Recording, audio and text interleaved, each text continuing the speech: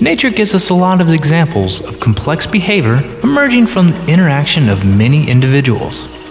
The members of an ant colony are capable of a wide variety of complex behaviors.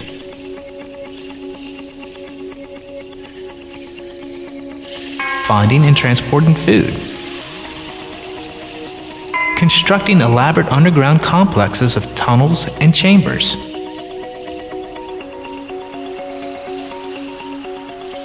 Defending their territory from invaders.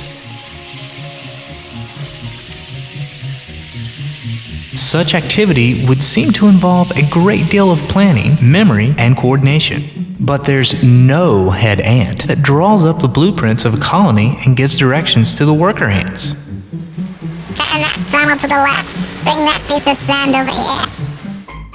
Instead, each ant follows a very simple set of rules based on cues from its environment and from activity of ants nearby. For example, how do ants know to walk in a single file to pick up food and then return in a single file to the nest? They don't.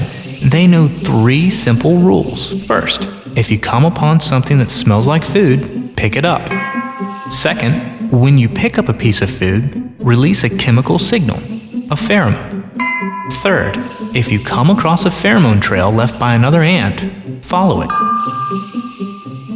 Let's see what happens when a group of ants follow these 3 simple rules.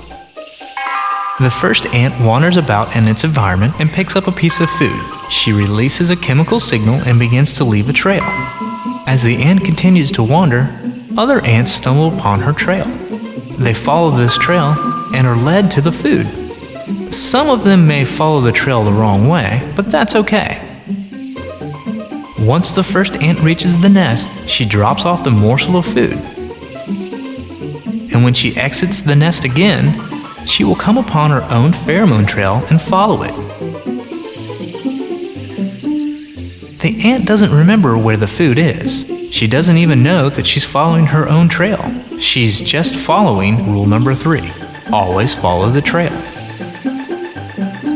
Meanwhile, more and more ants have come upon the original trail and followed it to the food. As they follow the first ant's path back, they strengthen and refine the chemical trail. Soon, the ants will appear to march in single file to the food and back.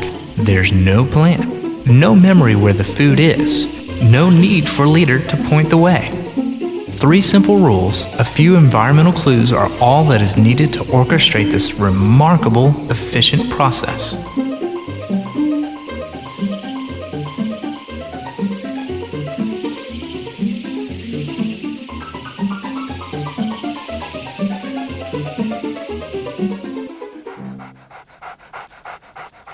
From dog stars to dog and paw stars, we are now embarking on the age of robots.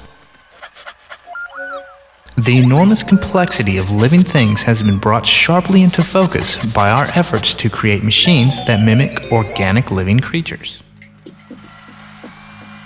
We now have robots that help in many fields: bomb disposal, fire and rescue operations, hospital care, military drones and tanks.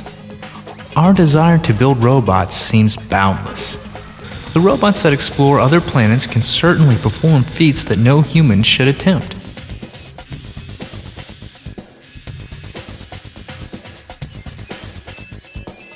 From laser eye surgery to automobile construction, we have been quite successful in building robots that can perform remarkably well in situations that can be defined by simple rules and repetitious tasks.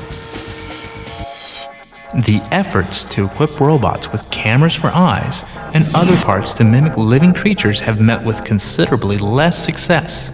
Only very recently has there been real progress in creating androids, robots shaped like humans that can exhibit a wide range of our muscular and motor functionality. But we are still at the starting line when it comes to creating machines that can mimic human thought.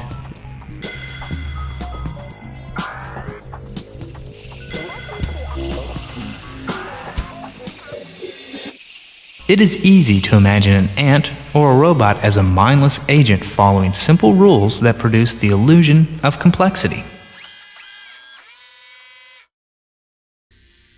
But what of a human mind? Surely everything that humans do, from designing skyscrapers